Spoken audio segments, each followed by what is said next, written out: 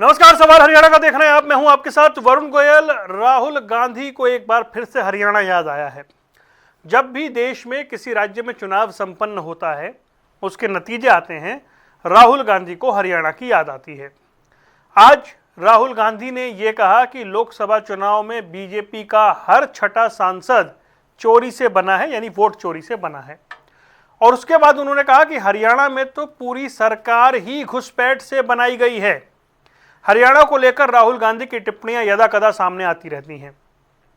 हरियाणा चुनाव के नतीजे आए हुए 1.5 साल से ऊपर का समय हो गया है, लेकिन राहुल गांधी बार बार ये बताने की कोशिश करते हैं कि हरियाणा में जो सरकार है वो वोट चोरी से बनी है। इस बार उन्होंने नया शब्द दिया है। उन्होंने कहा है कि हरियाणा की सरकार, पूरी सरकार ही घुसपैठ की सरकार है। सवाल यह है कि राहुल गांधी जो दावा करते हैं, उस दावे के पीछे आखिर तथ्य क्या है। सवाल यह है कि राहुल गांधी के पास अगर ऐसे आंकड़े कुछ हैं जिसमें वो एक राज्य की चुनी हुई पूरी सरकार को ही चोरी की सरकार कह रहे हैं, तो वो उसके खिलाफ अदालत क्यों नहीं जा रहे हैं। और तीसरा सबसे बड़ा सवाल यह है कि देश में किसी भी राज्य में चुनाव हो, बात बार बार हरियाणा पर क्यों आती है, जबकि तमिलनाडु में वो गठबंधन से सरकार बनाने जा रहे हैं और केरल में प्रचंड बहुमत के साथ कांग्रेस की सरकार आई है। इस पर बात करेंगे। पहले आपको दिखाते हैं राहुल गांधी ने ट्वीट करके क्या कुछ कहा है। तो राहुल गांधी कह रहे हैं, वोट चोरी से कभी सीटें चुराई जाती हैं, कभी पूरी सरकार। लोकसभा के 240 बीजेपी सांसदों में से मोटे तौर पर हर छठा सांसद वोट चोरी से जीता है। पहचानना मुश्किल नहीं है। क्या उन्हें बीजेपी की भाषा में घुसपैठिए कहें? और हरियाणा, वहां तो पूरी सरकार ही घुसपैठिया है। जो संस्थाएं अपनी जेब में रखते हैं, जो मतदाता सूचियों और चुनावी प्रक्रिया को तोड़ मरोड़ देते हैं, वो खुद रिमोट कंट्रोल्ड हैं। उन्हें असली डर सच्चाई का है, क्योंकि निष्पक्ष चुनाव हो जाएं तो आज ये 140 के पास भी नहीं जीत सकते। 3 खास मेहमान हमारे साथ जुड़ रहे हैं। प्रियदर्शनी सिंह, प्रवक्ता भारतीय जनता पार्टी, दीपक चौधरी, प्रवक्ता कांग्रेस, ओंकार सिंह, इंडियन नेशनल लोकदल। आप सभी का बहुत बहुत स्वागत है। तो दीपक जी, ये जिस फॉर्मूले के साथ आप चल रहे हैं, ये फॉर्मूला किस तरीके से स्वीकार्य है पब्लिक के बीच में कि आप केरल की जनता का धन्यवाद करते हैं प्रचंड बहुमत के लिए, और उसके 2 मिनट बाद आप ट्वीट करके कहते हैं कि बंगाल में वोट चोरी हुई है। एक चुनाव के नतीजे आते हैं, 2 मिनट पहले आप केरल की जनता का धन्यवाद कर रहे हैं और 2 मिनट बाद आप कह रहे हैं कि बंगाल में चुनाव चोरी हुई है। मैं हरियाणा पर लौटूंगा। ये राहुल गांधी के ट्वीट हैं। तो मतलब इसे किस तरीके से देखा जाए? मतलब जहां आप जीतेंगे सिर्फ वहीं सही चुनाव होगा, जहां आप हारेंगे वहां गलत चुनाव होगा, इसे ऐसे ही देखा जाए? पहले तो जनता टीवी के जितने भी दर्शक हैं उनको मेरी नमस्कार है जी।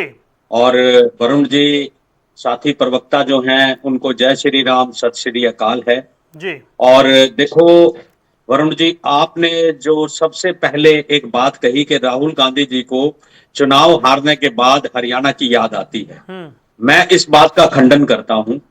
वो सदा हरियाणा में रेगुलर आते हैं। कभी किसी किसान की शादी, बेटी की शादी पर, तो कभी किसान के यहाँ कोई दुख है उसके यहाँ।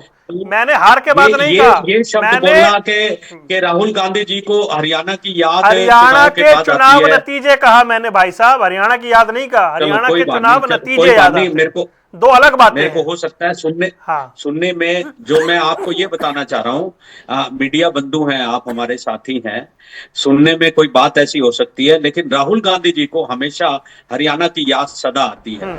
आप मीडिया का काम होता है कि एक निष्पक्ष बात करना। भाई साहब, आप कुछ गलत सुन लेंगे और कहेंगे मीडिया ने ऐसा कह दिया। मैं तीसरी बार दोहरा रहा हूं, मैंने कहा राहुल गांधी को हरियाणा के नतीजे याद आते हैं। नतीजे, मैंने ये तो नहीं कहा हरियाणा की याद आती है।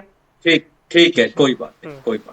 अब राहुल गांधी को हरियाणा के नतीजे क्यों याद आते हैं, हम इस पे बात करते हैं कि जो उन्होंने घुसपैठिया शब्द कहा राहुल गांधी जी ने, उन्होंने बहुत सही कहा, क्योंकि ये जितना भी वेस्ट बंगाल के अंदर सरकार बनी है, ये घुसपैठियों का नाम ले लेकर इन्होंने अपनी सरकार बनाई है।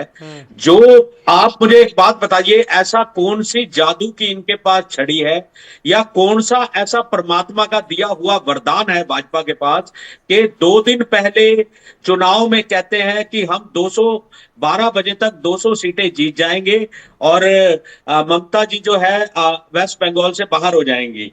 और देखिए वही हुआ। आप 207 सीटें आप जीते और टीएमसी सिमट गई 100 से नीचे पर। तो क्या ये इत्तेफाक समझूं?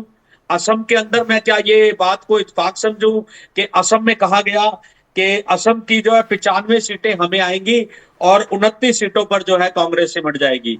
ये शब्द इनके गृह मंत्री ने कहे और देश के प्रधानमंत्री ने कहे, तो ये क्या है? ये क्या कहना चाहते हो आप जनता को पहले ही निश्चय कर देते हो। आप रिजल्ट पेपर देने से पहले ही आपने रिजल्ट निकाल दिया और वो रिजल्ट वैसा का वैसा आ रहा है। तो हम क्या समझे इसके अंदर? इसमें वोट चोरी ना समझे क्या? अच्छा दीपक भाई, हाँ जी, सिर्फ उस चश्मे से मत देखिए जो आप देख रहे हैं, अब बड़े ध्यान से सुनिएगा। मैं थोड़ा फैक्ट पे बात करने वाला आदमी, बड़े ध्यान से सुनिएगा। आपके अब मेरे को बोलने भी नहीं देंगे क्या दीपक भाई? मुझे बोलने भी नहीं देंगे? बोलिए सर, आप ही बोलेंगे, आपका चैनल है। अरे हाँ, कमाल हो गया, कमाल हो गया। अब आपने जो पॉइंट रखा उस पॉइंट के हिसाब से सुनिएगा और मुझे बताइएगा। आपके बड़े नेता हैं केरल कांग्रेस के लीडर के सुरेश, उन्होंने कहा UDF will form government with a comfortable majority and could cross 100, और आपकी 102 आई। आपको कैसे पता था आपकी आ रही है? उन्होंने मेजोरिटी वर्ड बोला। नहीं, ये नहीं, तो आंकड़े बताते हैं। कुड क्रॉस 100 सर, उन्होंने कहा। अरे सर, अरे आप फिर आप अपने मतलब का सुन रहे हैं। मैं दोबारा पढ़ देता हूं, फिर सुनिए, फिर सुनिए उन्होंने क्या कहा। मैं दोबारा मैं तो सुनूंगा तो अपने मतलब का ही वरुण जी। अरे सर कमाल हो गया, ऐसे थोड़ी जाने दूंगा। उन्होंने कहा UDF will form government with comfortable majority secure at least 80 and could cross 100। तो आपने 100 क्रॉस की, उन्हें कैसे पता था? देखिए, उन्होंने कहा 80 to 100। नहीं, अरे 20 सीट्स का वेरिएशन होता है उसके अंदर। नहीं कहा उन्होंने, कहा 80 और 100 में बड़ा डिफरेंस होता उन्होंने है, कहा लेकिन कुड क्रॉस 207 में कोई बड़ा डिफरेंस नहीं होता। अब एक अच्छा सुनिए, अब सुनिए, अमित शाह जी ने 11 बजे ये कहा था कि अगले दिन 11 बजे चुनाव के अंदर ममता जी अरे सर, वेस्ट बीजेपी बंगाल से वाले तो आउट हो 1.5 साल पहले कह रहे थे, जाएंगी। बीजेपी वाले 1.5 साल पहले कह रहे थे 400 पार हो गई क्या? अरे सर, बीजेपी वाले अब क्या कह रहे हैं? मैं आज की बात कर रहा हूं। वो जो चुनावी जुमले होते हैं वो एक अलग तरह के जुमले होते हैं। आपके नेता, चलो सर, आप मेरे को अपनी बात रखने देंगे वरुण जी? सर अरे सर, आप जो पॉइंट रख रहे हैं वो पॉइंट आपके नेता भी रखते अगर हैं ना। आप ही निष्कर्ष निकाल देंगे अरे तो बाकी मीडिया वाले क्या निकालेंगे? आप बताइए, आपके जो प्रवक्ता है बाकी क्या बोलेंगे? अरे दीपक भाई, आप जो पॉइंट रख रहे हैं वही बात। मैं भाजपा से बात पूछ रहा हूं, आपसे नहीं पूछ रहा हूं। दीपक, इस पे पर्सनल होने की बात नहीं है। जब आपके नेता सेम बात कह रहे हैं तो काउंटर लेना पड़ेगा आपको। आपके कर्नाटक के जो उप मुख्यमंत्री हैं, उन्होंने जो आंकड़े, जो नंबर बताया था, एग्जैक्ट उतनी सीटें आई थी कर्नाटक में कांग्रेस की, एग्जैक्ट। चाहे तो वीडियो भेज दूंगा आपको। चलो वो भी मुझे भेजिएगा। मुझे इतना मैंने सुनी क्या नहीं वो नेता, स्टेटमेंट। क्या नेता दावा नहीं करते 200 पार 300 पार?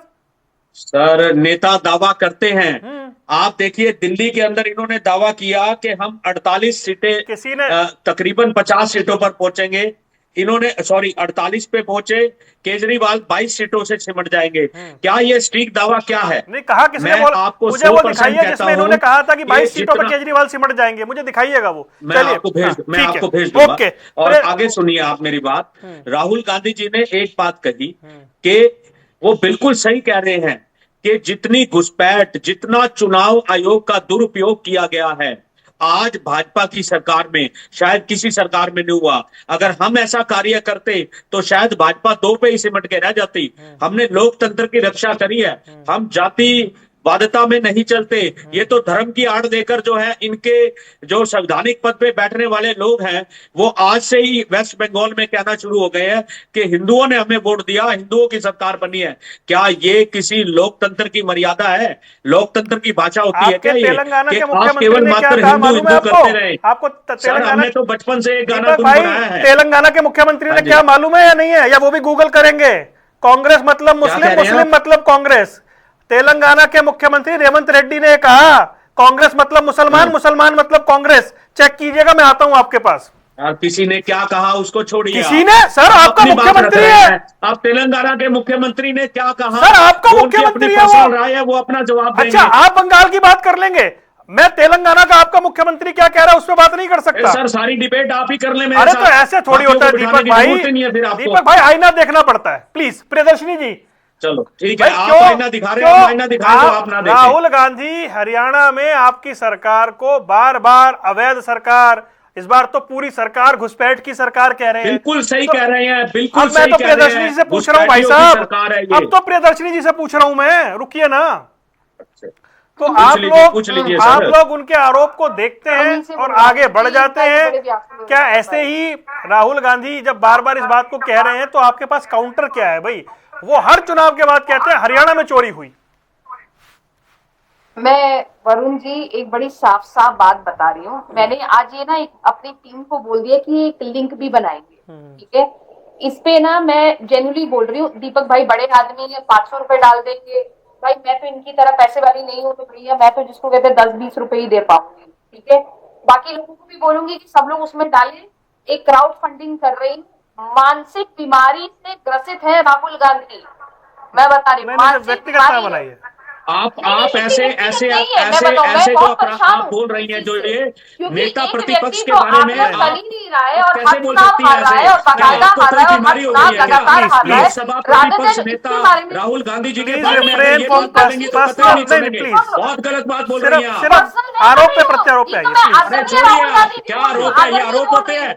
मैं कोई मैं कहूँ कि अनपार्लियामेंट्री लैंग्वेज नहीं बोल रही हूँ, आपके बिल्कुल भी अमित शाह कोई जी तड़ीपार थे, अनपार्लियामेंट्री आपके लैंग्वेज बोली नहीं अमित रही शाह हूँ जी मैं। के ऊपर इतने लेकिन आरोप ये लगे तो जरूर तो मैं भी बोलूंगी ये ना, आरोप लगा नहीं देता हूँ प्लीज सारे प्लीज, के जैसे सारे। बार बार नहीं, अगर आप एक चुनाव एक हार रहे मर्यादा हैं। बनाए रखे भाई। नहीं, उनका गलत बात है उनका ये प्रियदर्शनी आरोप जी। है, उस पर जवाब आप दीजिए अपनी प्लीज। सीमा में और शब्दों को रोक कर बोलिए जो बोलना आरोप पे मैं चाहती है। जवाब दे देती हूँ, आरोप पे आरोप जवाब नहीं दे नहीं देती नहीं, हूँ। आप जवाब दीजिए।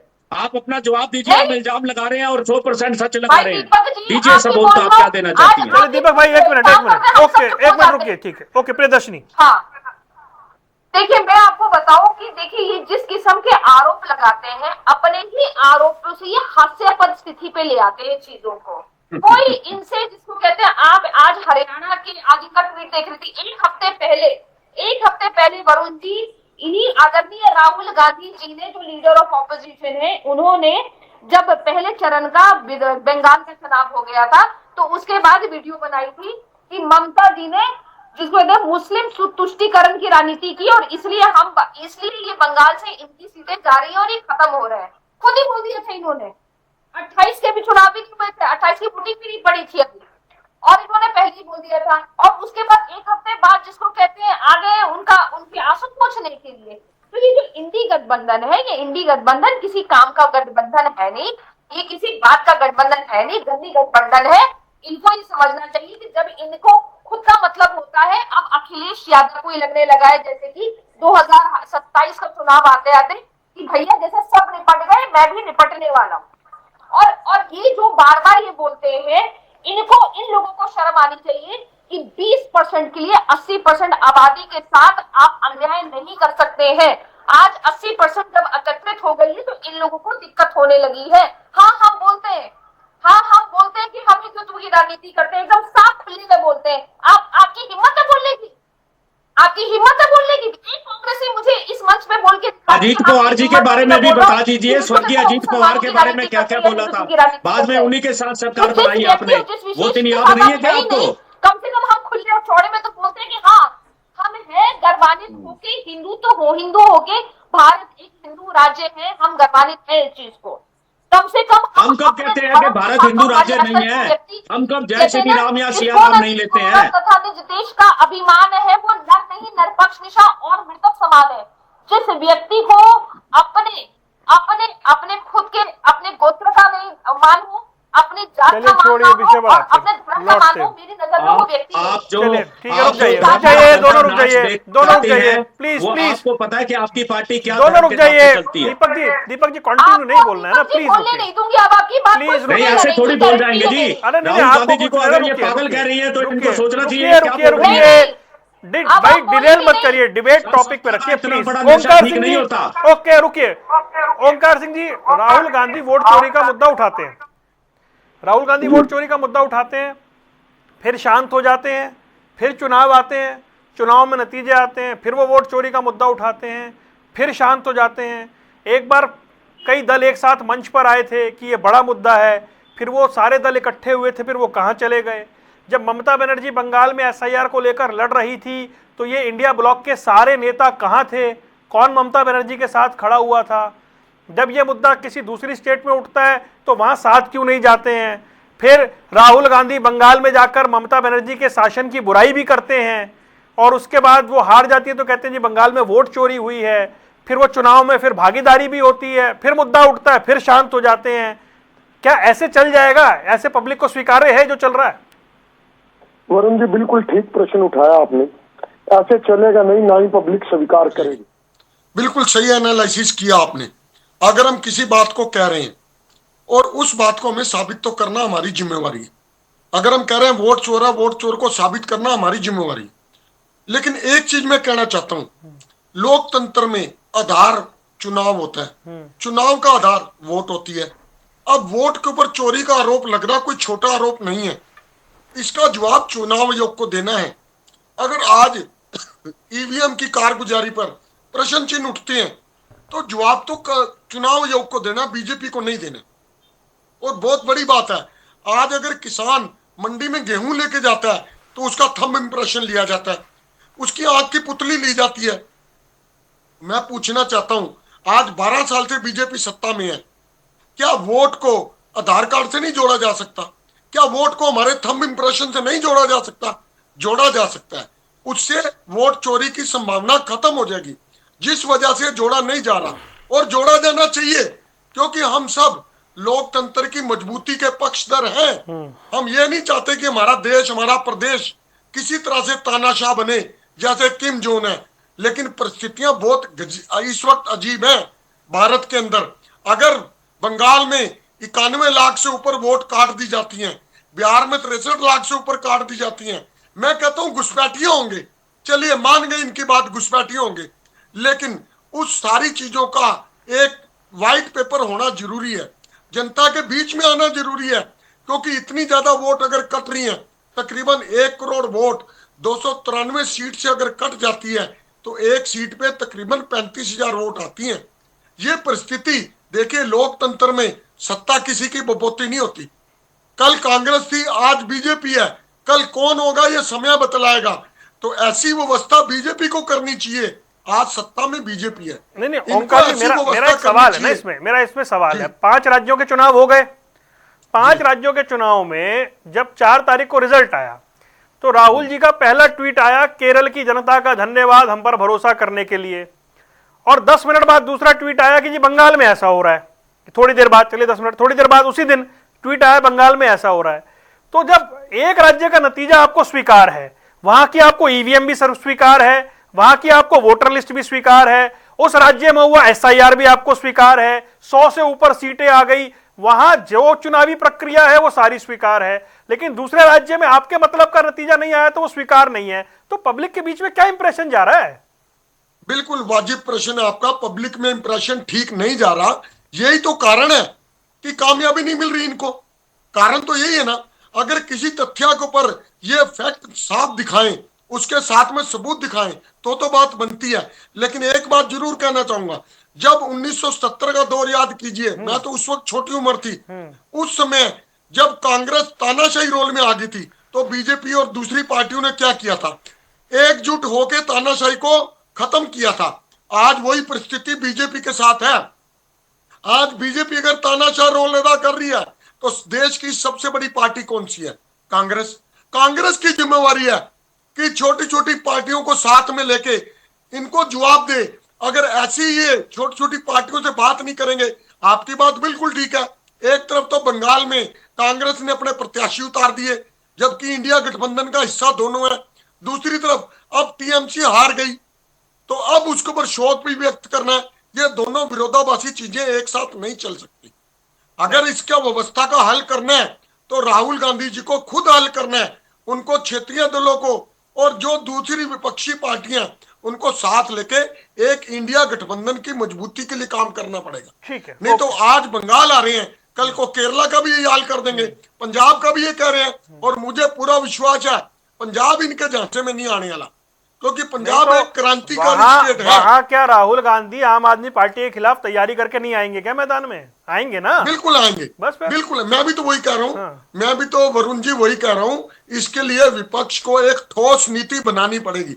जब तक विपक्ष कोई ठोस नीति नहीं बनाएगा, इनको ऐसी नजारे नजर आते रहेंगे। ठीक है, और ओके। लोकतंत्र में मैं एक बात फिर कहूंगा, हमारे को वोट का अधिकार बहुत मुश्किल से मिला है। इस वोट के अधिकार को किसी तरीके वोटर कार्ड को आधार कार्ड से जोड़कर, आधार कार्ड को वोट को थंब से जोड़कर इस अधिकार में पारदर्शिता लाना मौजूदा सरकार की जिम्मेवारी है। ठीक है, और ओके। सरकार अपनी जिम्मेवारी से भागे ना। ओके, तो दीपक चौधरी जी, अभी जैसे असम में चुनाव हुआ, आपकी झारखंड मुक्ति मोर्चा के साथ एक सरकार है ज्वाइंट झारखंड में। अब झारखंड मुक्ति मोर्चा ने असम में उम्मीदवार उतारे, उन उम्मीदवारों ने 20-20 हजार वोट लिए बहुत सारी सीटों पे। हेमंत सोरेन और उनकी पत्नी ने जाके एक एक उम्मीदवार के लिए प्रचार किया, जहां आपकी सीधी लड़ाई थी बीजेपी से। अब केरल के अंदर आरजेडी जो है वो लेफ्ट के लिए प्रचार कर रही है, अखिलेश यादव जो हैं वो ममता बनर्जी के लिए प्रचार कर रहे हैं, राहुल गांधी कह रहे हैं कि बंगाल की जो ऐसी व्यवस्था है उसके लिए ममता बनर्जी को जिम्मेदार ठहराते हैं वीडियो बनाकर। क्या ये इंडिया ब्लॉक एक साथ दिखाई दे रहा है क्या वाकई? देखिए, मैं एक बात आपसे कहना चाहता हूं वरुण जी, जो स्टीक प्रश्न आप मेरे से कर रहे हैं, मैं उसका स्वागत करता हूं। ऐसा होता है कि हर पार्टी की अपनी अपनी आइडियोलॉजी होती है, हर पार्टी का अपना एक वोट बैंक है। आज देश के अंदर मतलब सैकड़ों क्षेत्रीय दल हैं, उन क्षेत्रीय दलों की अपनी अपनी कुछ मजबूरियां रहती हैं, जिसके कारण वो किसी जगह तो हम एक होकर लड़ते हैं, किसी जगह वो अलग होकर लड़ते हैं। यही तो हमारी प्रजातंत्र की खूबसूरती है। लेकिन भाजपा क्या करती है? भाजपा जहां जहां शासन करती है, पहले वहां कीचड़ फैलाती है, बाद में जाकर वहां कमल उगाती है। ये भाजपा का काम है। भाजपा का काम आज की डेट में केवल मात्र जो है धर्म के आधार पर एक दूसरे को लड़ाना है। और आपका केवल एक ही मकसद रहता है कि हम धर्म के आधार पर एक दूसरे को लड़ाएं। और ये कीचड़ जो है जनता ठीक समझ रही है आपके बारे में। मैडम, आप मुझे बोलने दीजिए, आप बोल लीजिए। आप एक सिंसियर प्रवक्ता है, केवल मेरे समय में मेरा समय खराब ना कीजिए। आप मेरा समय ना खराब करें, ज्यादा अच्छा है। अब वरुण जी मैं आ रहा हूं आपके पास।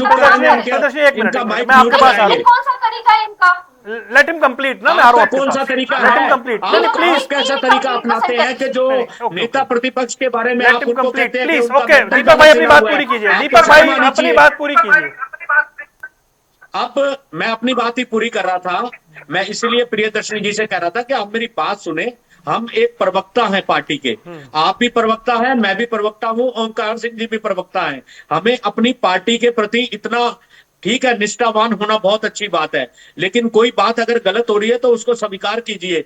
आज बेरोजगारी, महंगाई आप देखिए हरियाणा के अंदर कहां है, उसके बाद भू माफिया, उसके बाद इलीगल 2600 कॉलोनियां जिसका संज्ञान हाई कोर्ट ले रही है, उसके बाद हाई कोर्ट ये आपके जो है निगमों की एफडी, अभी निगम चुनाव चल रहा है, निगमों की एफडी जो है वो बैंकर्स मिलके, ब्यूरोक्रेट्स या जो भी लोग मिलके वो बैंकों की एफडीआं खा जाते हैं। इतने बड़े बड़े घोटाले जो हरियाणा में हो रहे हैं, उसके बारे में कौन जवाब देगा? किसानों की समस्याओं के बारे में कौन जवाब देगा? इसका कोई जवाब नहीं है। बहुत खुशी की बात है, जनता ने आपको मैंडेट दिया है, आप जीत के आए हैं, वेस्ट बंगाल से, असम से जीत के आए हैं। चलो, कुछ गलतियां इंडी गठबंधन के अंदर कहीं ना कहीं हुई हैं, जिसके कारण मैं वरुण जी आपको संबोधित कर रहा हूं कि जो प्रश्न आपका था कि अब इंडी गठबंधन एक होकर काम करेगा, अच्छे तरीके से काम करेगा।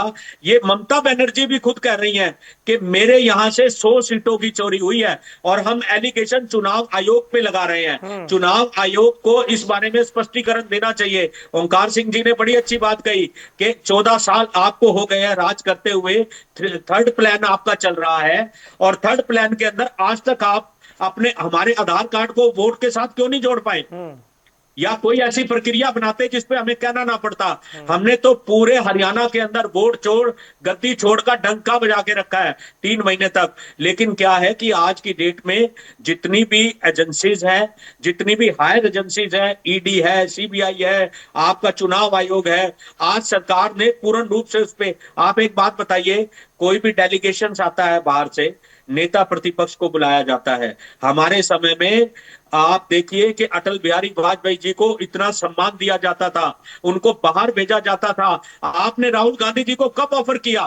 कौन सी आप कोई भी नीति आयोग की मीटिंग करते हैं या आप कोई भी आप रूल बनाते हैं, उसमें कब के बारे में सोचना चाहिए? मैं 100% ये कहना चाहूंगा कि ये कॉर्पोरेट की सरकार है, करोड़ों अरबों पतियों की सरकार है, ये आम आदमी की सरकार नहीं है। चलिए ठीक है क्या दीपक खेल भाई, खेला आपने ओके ओके, आप पार्टी ठीक के है, साथ? Okay okay. प्रियदर्शनी जी, भाई अगर राहुल गांधी बार बार हरियाणा की सरकार को लेकर ये आरोप लगाएंगे तो फिर क्या आप लोग सिर्फ ये कहेंगे जी राहुल गांधी गलत आरोप लगा रहे हैं, मिथ्या आरोप लगा रहे हैं? एक चुनी हुई सरकार के लिए वो जैसी बात कर रहे हैं, तो इसका समाधान या फिर इसका कोई ऐसा जवाब आपके पास कि राहुल गांधी ऐसी बात ना कहें, या फिर वो कह रहे हैं तो कहने दीजिए? मैं देती हूँ इसका जवाब। अच्छा, ये जवाब मैंने नहीं दिया, ये बात इनके ही कांग्रेस के सीनियर नेता शकील अहमद, इनके 4 नेताओं की मैं कोटेशन आपको बता देती हूँ। एक शकील अहमद जी सीनियर नेता है, अब उन्होंने भी प्रणाम कर दिया कांग्रेस पार्टी को, लेकिन बहुत बड़े मेंबर ऑफ पार्लियामेंट रहे, सीनियर नेता है। उनका ये कहना था कि जो ये एसआईआर ये चिल्ला रहे हैं, पहली बात तो एसआईआर अगर चिल्ला रही तो ऐसे कम से कम 100 लोग तो आप जमीन पे लेके आओ जो ये बोले कि नहीं भैया मेरा नाम जो कटा है वो बड़ा गलत कट गया है। तो अगर आप ये नहीं लेके आ पा रहे हो तो आप कहीं ना कहीं एकदम साफ संदेश दे रहे हो कि आप घुसपैठियों के साथ हो। पहले नेता।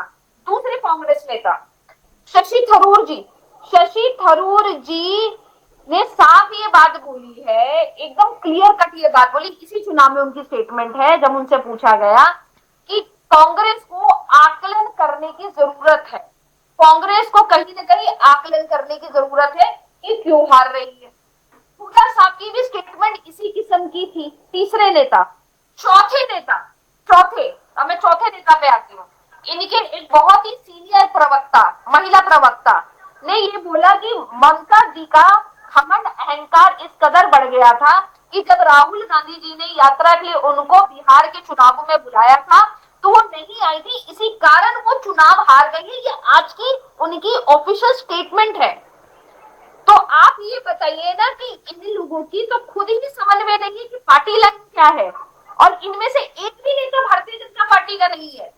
ये जो चारों नाम मैंने बताए हैं ये सीनियर नेता है कांग्रेस के, और उसके बाद जब कांग्रेसियों को ये लगने लगा है कि हमारी लीडरशिप विदाउट रोड मैप चल रही है तो दूसरे का ऐसे बोलने कोई बड़ी बात नहीं। ठीक है, ओके। और दूसरी बात, भारतीय जनता पार्टी में समय मान सकती हूँ कि भारतीय जनता पार्टी की किसी नीति से आप नहीं हो सकता। आप अटल जी ने जैसे बोला था कि भारतीय जनता पार्टी का विरोध करते करते राम का विरोध करना मत शुरू कर देना वरना निपट जाओगे, ये लोकसभा में उन्होंने बोला था और यही हो रहा है इनके साथ। ठीक है, मैं मान सकती हूँ कि आप भारतीय जनता पार्टी को ना पसंद करते हो सकता है मोदी जी को भी ना पसंद करते हो, मैं मान सकती हूँ, लेकिन आप अपने राष्ट्र, अपने प्रदेश के खिलाफ मुखालफत कैसे कर सकते हैं?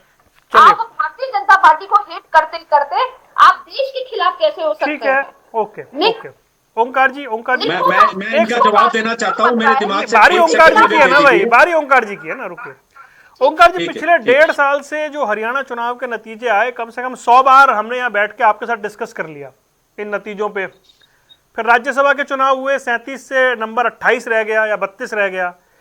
उस समय हम देखते थे कि कांग्रेस के नेताओं ने बयान दिए 50 वोट के बदले 1 नौकरी, पहले अपना घर भरेंगे, या फिर एक बड़े नेता का नाराज होकर बैठ जाना, प्रचार ना करना। आखिरी दिन तक कैंडिडेट जो है वो अनाउंस हो रहे थे।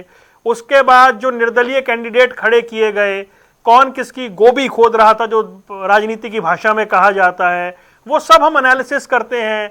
रामनिवास घोड़ेला सीडी देकर आते हैं, ऑडियो सीडी, कि देखिए क्या कहा जा रहा है मुझे हराने के लिए। उन सारी बातों को छोड़कर हरियाणा में इसलिए हार गए जी, वोट चोरी हो गई, क्या ये कहने से चल जाएगा? बिल्कुल नहीं चलेगा। देखिए, वास्तविकता हमें स्वीकारनी पड़ेगी। मैं एक बात कहूंगा कि कबूतर अगर बिल्ली को देख के आंखें बंद कर लेता है और सोचता है कि बिल्ली नहीं है, लेकिन बिल्ली तो कबूतर को खा जाएगी। आज यही परिस्थिति तो चल रही है। अगर ये कांग्रेस की कमियां ना हो तो हरियाणा में आज बीजेपी की सरकार ना होती। जो ये बीजेपी बार बार कहती तीसरी बार सरकार, इनको तो धन्यवाद करना चाहिए। आपको याद होगा जब मुख्यमंत्री जी ने धन्यवाद दौरा शुरू किया था तो मैंने उसी से मैं कहा था इनको कांग्रेस प्रतिनिधियों और कांग्रेस नेताओं का धन्यवाद दौरा करना चाहिए।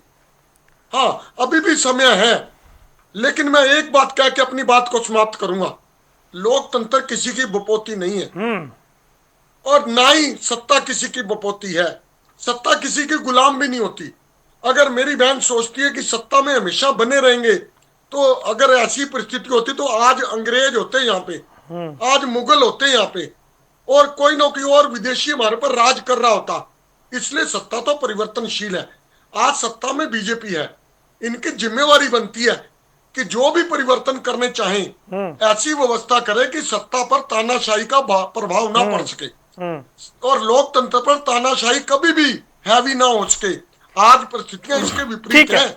ओके, आज लोकतंत्र, बस मैं खत्म कर रहा हूं, आज लोकतंत्र में तानाशाही हैवी हो रही है और ऐसी व्यवस्था अगर बीजेपी नहीं करके जाती तो इस चीज की क्या गारंटी है। आज हम विपक्ष में है, कांग्रेस विपक्ष में है, इस चीज की क्या गारंटी है कि जो हथकंडे बीजेपी अपना रही है कल को दूसरा दल अपना के बीजेपी सत्ता से बाहर नहीं होगी, ये हो जाएगी। ठीक है Deepak ji, 20 second please, quick 20 second. मैं एक बात कहना चाहता हूं कि हरियाणा के अंदर हमारे पूर्व मुख्यमंत्री चौधरी भजन लाल जी, जो एक सीनियर नेता रहे, उनके बारे में इनकी लोकसभा की जो राज्यसभा प्रत्याशी हैं, उन्होंने कितने गलत शब्द बोले। इनकी मंशा देखिए, ये क्या बोलना चाहते हैं। और इन्हीं की सरकार में कुलदीप बिश्नोई जी हैं जिन्होंने इस बात का खंडन किया और इनके नेता भी इस बारे में बोलते हैं कि भाई ये बात बहुत गलत। ये तो अलग चर्चा का विषय हो गया, इस पर तो अलग दिन चाहिए चर्चा के लिए सर। एक मिनट, इसी तरह शशि थरूर जी ने भी हमें कहा कि आप जो है हम अपने ऑर्गेनाइजेशन को हमें देखना चाहिए, हम किस तरीके से चल रहे हैं। उन्होंने कोई गलत बात नहीं की। ये अलग विषय हो गया सर, फिर इस पे लौटेंगे। तो आज तो हरियाणा को लेकर राहुल गांधी के बयान पे हम बात कर रहे हैं। फिलहाल मैं माफी चाहता हूं, समय भी इतना ही है, लेकिन आप तीनों मेहमानों का जुड़ने के लिए बहुत बहुत शुक्रिया। सवाल हरियाणा का देख रहे थे आप, दीजिए इजाजत, नमस्कार।